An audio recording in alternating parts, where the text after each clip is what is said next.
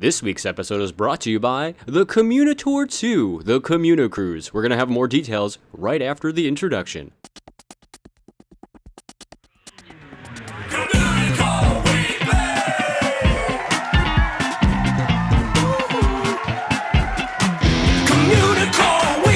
Come on and get geeky. With Bob around boats and five-legged goats.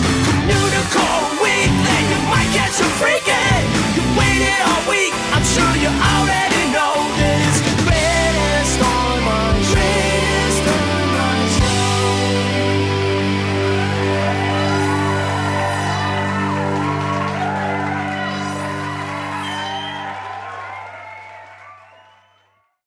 Hello and welcome to Communicore Weekly, the greatest online show and home of the world's first pair of independently born identical twins. I'm George. And I'm Jeff. And just like that really handsome dude who was talking when the episode started that said there's going to be more details about the Communicore 2, that's that time. This was your week, not my week. What? Oh. George was making fun of my looks, you guys. No, just I saw the photo of you when you shaved. Oh, yeah, it's scary, right? Remember when I didn't what? shave when we first started the show? What was I thinking? What? What was I well, thinking? You're in California now. You got that laid-back lifestyle. I know. Anyway, we were talking about something important, I think. We were, the Communicruise. So we were talking about it a little bit in the beginning of this season. We have what we're going to do now. It's going to be a 4-day Bahamian cruise, and it's going to leave Port Canaveral on December 5th, 2016, which is this year. It's going to go to Nassau. It's going to go to Castaway Cay. It's going to have a day at sea, and it's going to be great. We're going to have a great time. We'll probably go to the parks like before and then like maybe Universal after. I don't know. That's what Martina tells me, so I don't have a choice. I got to do what she tells me to do. You got to do what she says. I mean, that's about it. Yeah. But if you're interested, contact Teresa Corey at Communicore Weekly at fairygodmothertravel.com and she'll get you a quote. And trust me when I say we picked the cheapest Disney cruise we can find because we're cheap. So it is significantly cheaper than the first Communicore was, that's for sure. Yes. But this is the one that doesn't have lifeboats on it, right? That's why we got it so cheap? Yeah, that's true. No, that's true. We had a Groupon, right? So what happens is, if God forbid anything happens, you blow up a bunch of balloons, and you just stick them in your shirt. I'm just kidding. We're gonna get in trouble for saying that. So let's just not do that. Anyway, if you're interested, Communicore Weekly at fairygodmothertravel.com, and Teresa will hook you up with some quotes and prices, and we hope to see you guys there. Yeah, because I mean, if you don't go, we might cry. It's time for theme park history.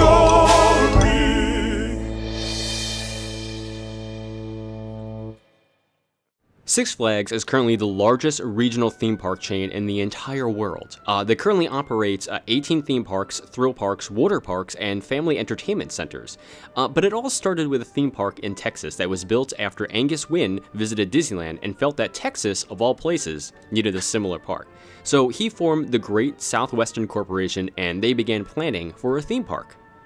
So Angus was born on January 9th, 1914 in Texas.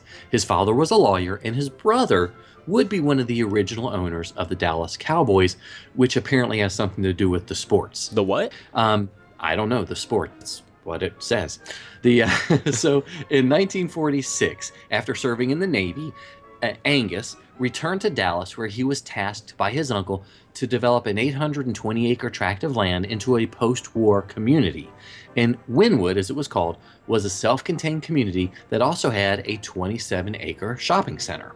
The Wynwood Village Shopping Center offered a hotel, a theater, a bank, a beauty salon, restaurants, doctor's offices, and a grocery store. And it was also an incredibly ambitious undertaking and held a value of $25 million in 1946 and $40 million in 1960. So it was obvious that Angus had a flair for real estate development, and this would help with the development of the Six Flags.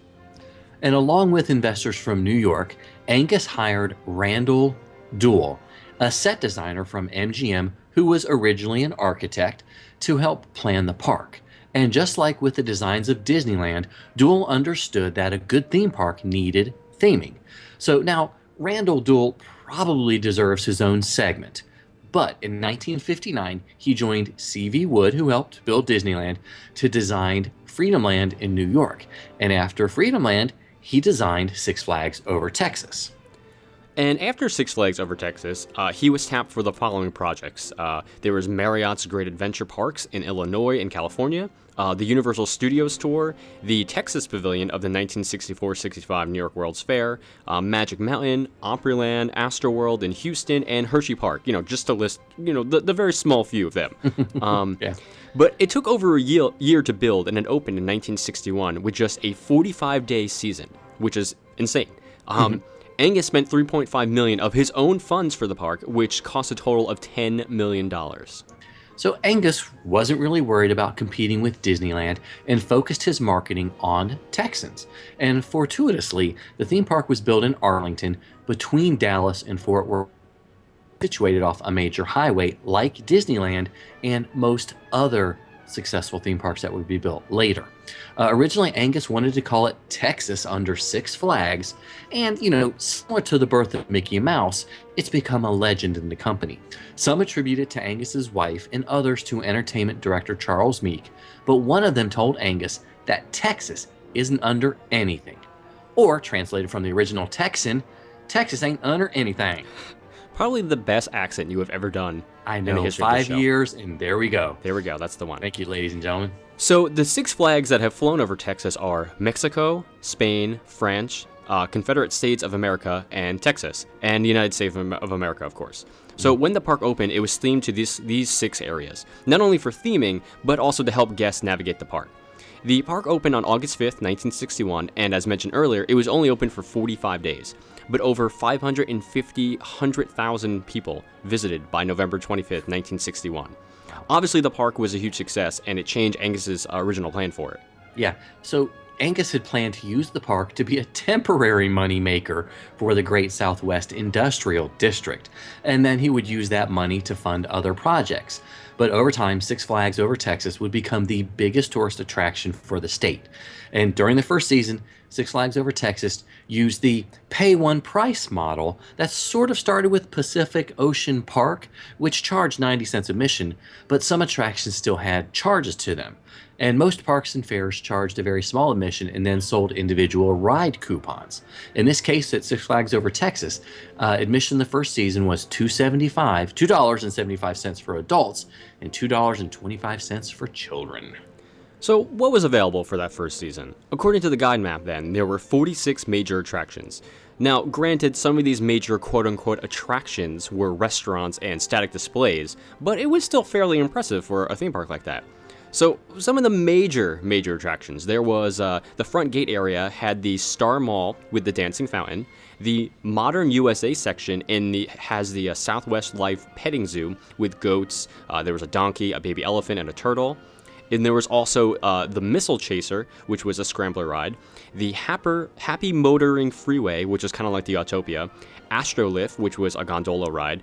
And the Sidewinder, a wild mouse coaster. And it was themed on current and future Texas. So the Missile Chaser makes tons of sense, right?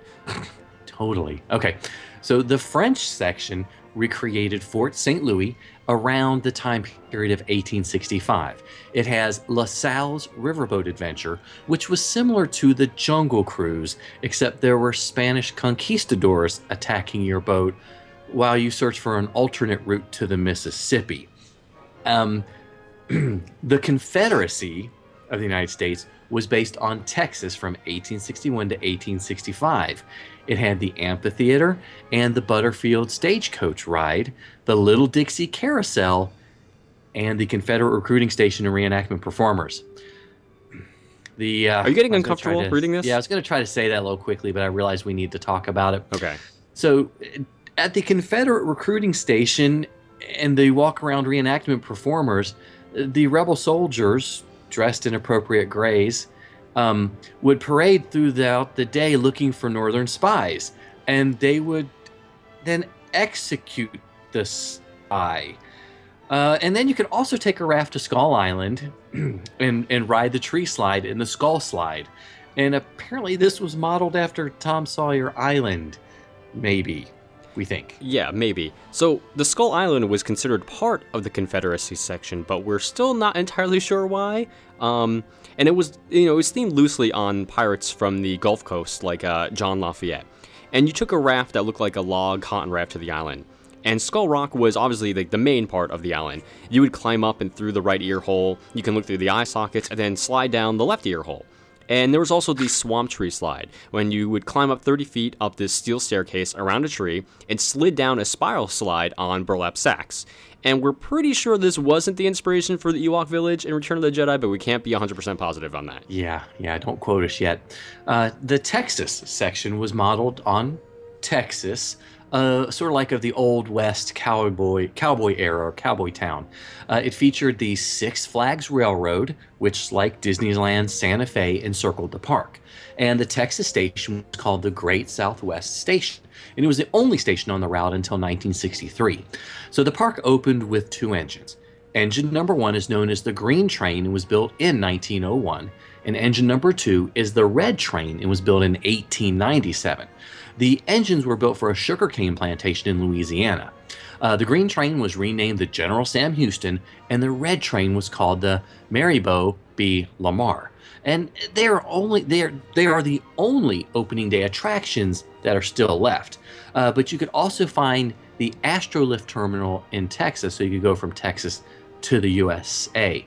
And there were also gunfights, and found out those were staged. Thank goodness. Not legitimate ones. Okay. Okay. This was Texas, so we didn't know. So we don't know. We don't know. But yeah. The Spanish section recreates the time between 1821 and 1915 in which Texas was part of the Spanish Empire. And in the first season, all it had was a burro ride. But sadly, this wasn't a major roller coaster, but similar to the mule rides at Disneyland. It was called Los Conquistadores Coronado Burro. Sure. Yeah, exactly. But it was removed after the second season. So Mexico represented Texas between 1821 and 1836, and you walked under the Antonio Banderas de Colores, which were the colorful. What's wrong? Is that wrong? No, I think the Antonio Banderas de Colores is perfect. Okay, cool. We might get a sponsorship from Mr. all right. Antonio Banderas. Hey. They were colorful canopied gardens, and you can also ride the Fiesta train, which was a small, narrow gauge train that took you through various animated scenes. And for kids, there was the goat cart ride, not golf cart, goat cart. Say that again. Goat cart. Yes, which is an actual cart pulled by goats. That's genius. But between Mexico and Texas, there was a Indian village. Yeah, surprisingly, I showed that picture of that to my 12-year-old, and he was even more excited once he saw they were real goats. I was like, okay. That's awesome. Okay, and so all of that was just the first 45 days. And there would be a lot of changes over the next 50-plus years that the park's been around. No spoilers, though. So we're just going to take a look at some of the highlights that have happened, even though it's a lot of highlights. So in 1962, the Sidewinder coaster is moved from modern USA to Mexico, the section of Mexico, and it's renamed La Cucaracha. And in its place, a second track is added to the Happy Motoring Freeway, because kids just love driving little cars. Texas gets the Chaparral Antique Cars ride, and these are sort of like Model Ts or jalopies. And the Confederacy gets the Caddo War Canoes. And the canoes are just like the ones at Disneyland, except a, quote, Indian, end quote, employee steered.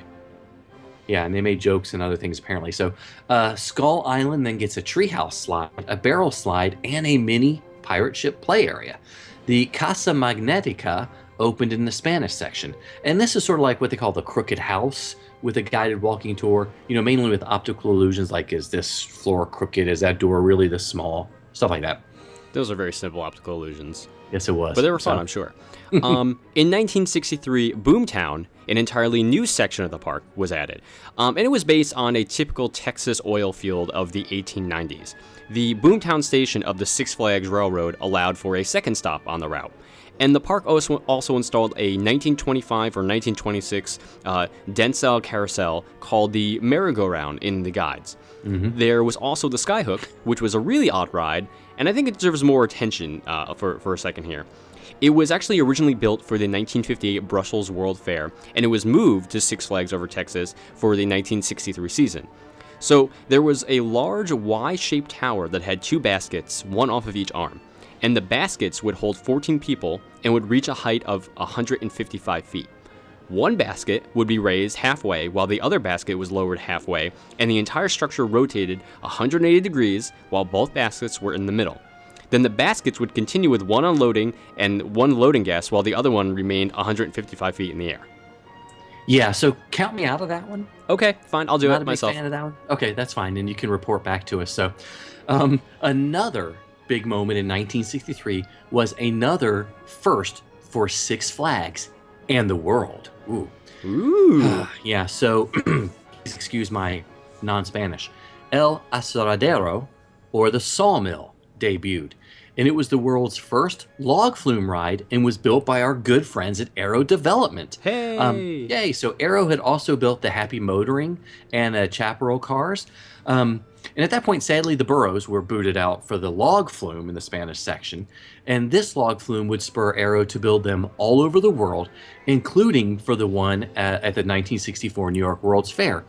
And the goat cart ride was removed, but I'm still kind of stunned that even existed. I think we need to make a theme park just for that ride, honestly. It could be the five-legged goat cart. Hey, that works. Yeah. So 1964 saw the addition of a ride, and several others were moved. The Spelunker Cave added to the Confederacy, and it was a water-based dark ride with animated elves that sang as you traveled through the mystical water-propelled ride. The La Cucaracha roller coaster was removed, and El Sombrero hat ride was added in its place in Mexico, which seems even more vaguely racist than earlier. In 1966, the runaway mine train was added to Boomtown, and this is another important first. Arrow took the technology that they used to build the Matterhorn at Disneyland to build this roller coaster, and it cost $1 million and used tubular steel pipe tracks and nylon wheels. And this coaster actually helped pave the way for all future metal coasters and has been added to most all the regional parks in the United States. Yeah, and Six Flags Over Georgia was opened in 1967, but that's a different podcast. Over the next few years, we had some flat rides added, like the Jet Set, which was modeled after the Astro Orbiters, and Sid and Marty Krofft redesigned the Fiesta train with more modern animations. And they included a gun battle in a Mexican city, which had Batman and Robin peeking out of a window. What? Yeah, and I don't know if it was like a cardboard cutout or little animations, but maybe a little foreshadowing? Maybe. Okay, so they also added a second flume ride right next to the first one, because in Texas it's apparently so hot you need two flume rides. And in 1969, the tower section was added. And this section is sort of themed after an oil derrick. And the oil derrick is the 300-foot tall observation tower, which was built by Intamin. And it sort of looks like the Eiffel Tower at King's Dominion and Kings Island. And they added a dolphin show because... They added a mini mine train next to the regular mine train in 1970. And this was a ride especially for the kids. Six Flags Over Mid-America opened in St. Louis in 1971. And they also opened the Big Ben poster by Swaskoda? I don't know, you're the road Schwarzkopf. That's it. Yeah. And that was a speed racer style coaster with toboggan style seating. In 1973, Good Times Square opened. You mean like Dynamite? Sadly, no. That would have been awesome. Not even Dino Mutt. That would have been even better. So Good Times Square was modeled on the 1950s. Doc Snooker's infernal electric bumping machines were added. Basically, this amazing bumper car ride with a great name. That's what made it. But not go-karts. That'd be even better.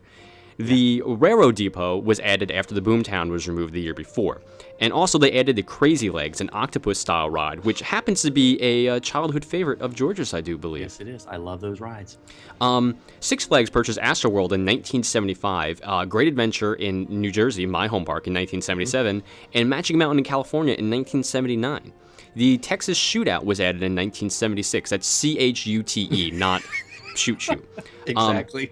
Just wanted to be sure. Basically, it was a parachute drop style ride, which debuted at the 1939 New York World's Fair. And the other Six Flags each had one. The Great Gasp at Georgia, the Sky Shooter in Middle America. And obviously, Texas Shootout is a more better but also very confusing name. Yes, it is. So Shockwave was added in 1978, which was a looping coaster with two back-to-back vertical loops. And sadly, in 1979, Angus Wynn passed away. In 1980, the Judge Roy Scream coaster was added to Good Times Square. And this was a custom out-and-back wooden coaster named after the 19th century Justice of the Peace, Judge Roy Bean. And so people listening from the future, we would like a roller coaster named after us. Yes, please. We'd be okay with that. And then the Conquistador, which was one of those flying ship rides that goes back and forth and makes me sick, was added in 1981. And in 1982, the La Salle River Adventure, one of the original rides, was removed, along with the petting zoo and the last of Skull Island. And Texas Cliffhanger, another first of its kind for Six Flags and the world, was debuted. It was a 128-foot L-shaped tower that took riders up to the top and then dropped them 10 stories, gradually curving 90 degrees so the riders were on their backs in the cart when the ride stopped. And the ride was, again, as I said, the first of its kind and cost $2.1 million.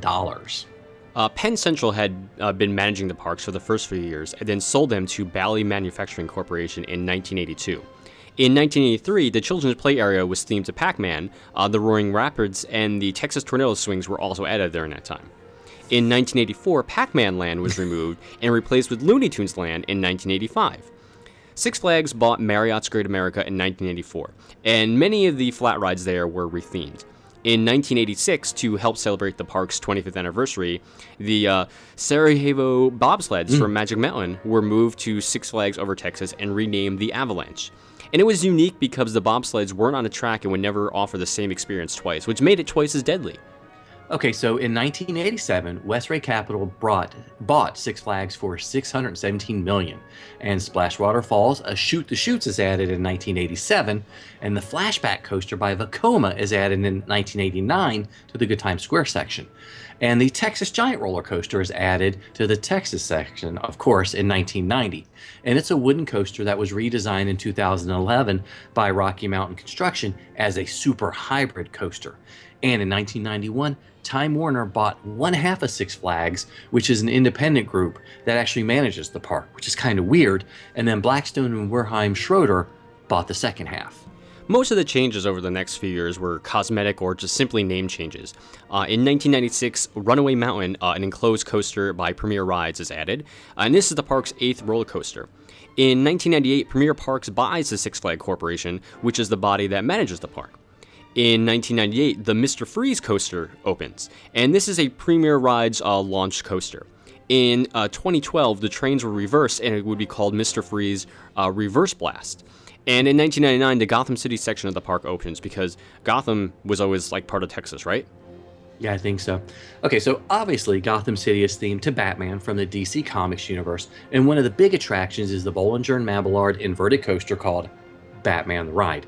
Over the first half of the decade, a lot of flat rides were added, mainly in the children's area, including 10 new rides for the 45th anniversary, including Cloud Bouncer, Crazy Legs, the Sidewinder, the Rodeo Ride, and La Fiesta de las Tazas.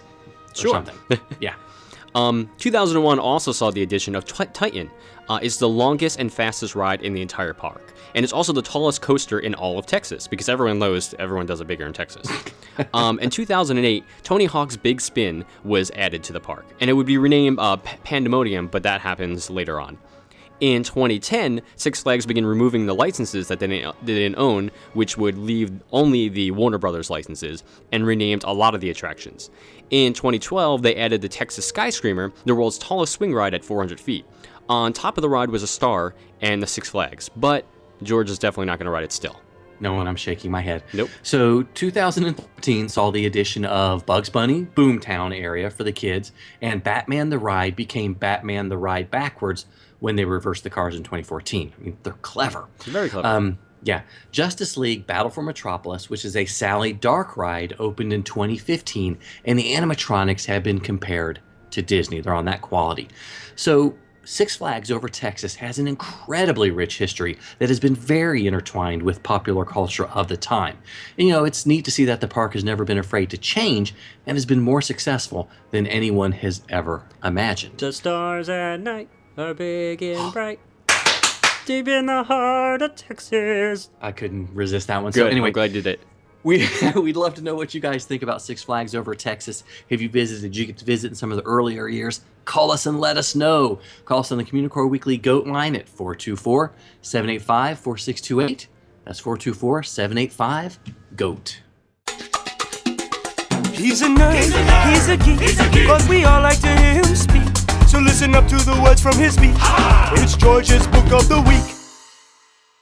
So this week's book is Roland Mack, the King of Fun. So back in 2015 of November, which was last year, I had the opportunity to ride the VR coaster at Fun Spot during IAAPA, and virtual reality is going to change the industry. So the VR coaster is a project of Mack Rides, which is owned by the Mack family. They also own Europa Park, which is the largest theme park in Germany and the second largest in Europe. And my post about the VR coaster made it over to Mack, which I was kind of excited about, and they reached out to me and they actually sent me this book. I was like, hey, I like books. Awesome. Okay. So Roland Mack, King of Fun by Benno Stieber was originally published in German, and this is an English translation, which is really the only negative thing I can say about it, because occasionally you run into an oddly phrased sentence, sort of like listening to Communicore Weekly. What it says you mean. Exactly, Yoda. So still, if you're interested in the theme park business as a whole, or in the development of Mack, you need to get a copy of this book, because it really intertwines the history of Roland Mack, his family, the Mack family business, and Europa Park. And fans of Disneyland and Walt Disney are going to find a lot to like in this book as well.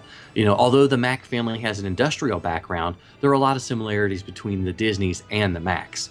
Franz Mack, who was Roland's father, was very much in control of the family business, and his almost singular vision really led the family to its successes.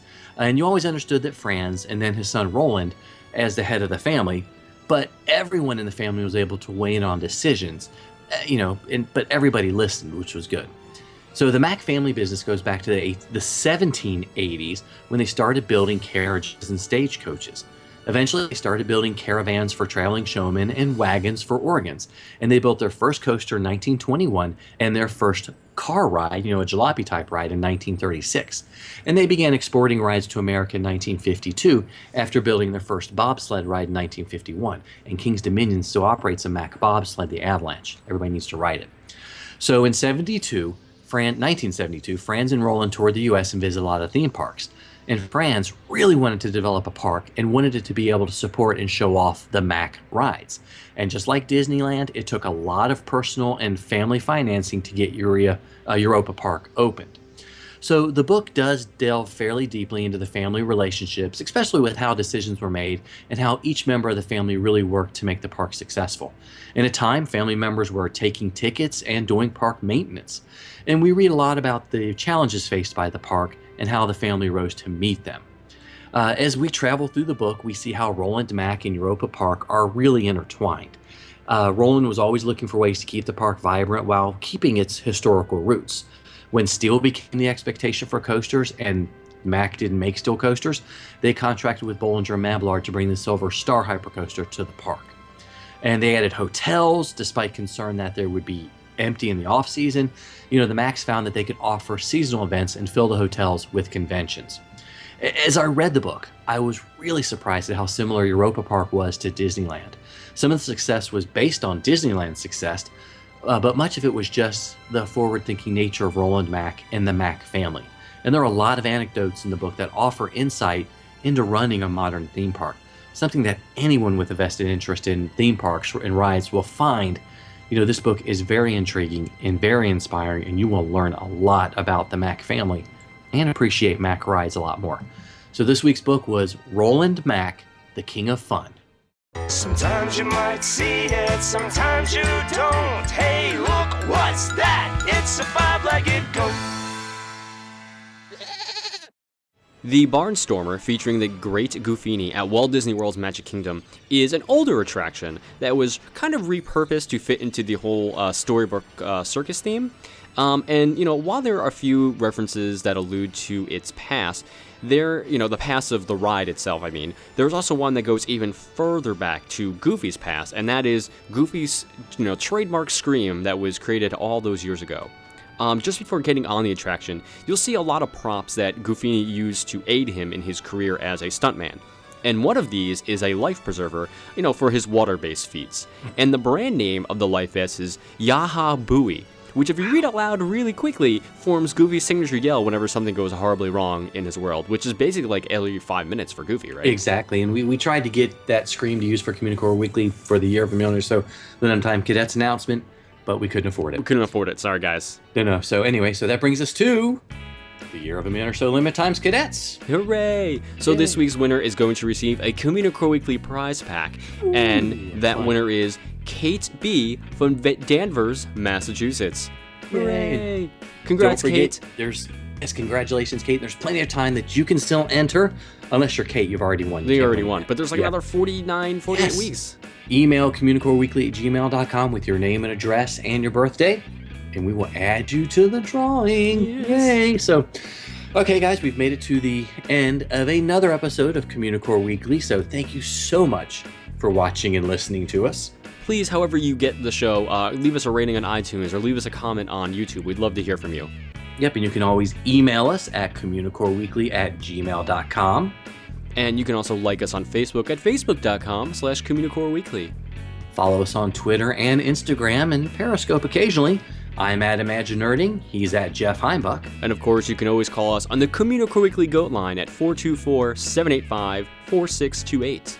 And visit communicoreweekly.spreadshirt.com to get some awesome Communicore Weekly stuff. And there's also plenty of time to get your Communicore Weekly membership card and stickers by sending a self-addressed stamped envelope to Communicore Weekly, P.O. Box 432, Orange, California 92856. And you can always visit patreon.com/CommunicoreWeekly to find out how you can help support the greatest online show. For Jeff Heimbuck, I'm George Taylor. And for George Taylor, I'm Jeff Heimbuck. Thanks so much for listening, guys and gals. We'll see you next time on Communicore Weekly, the greatest online show.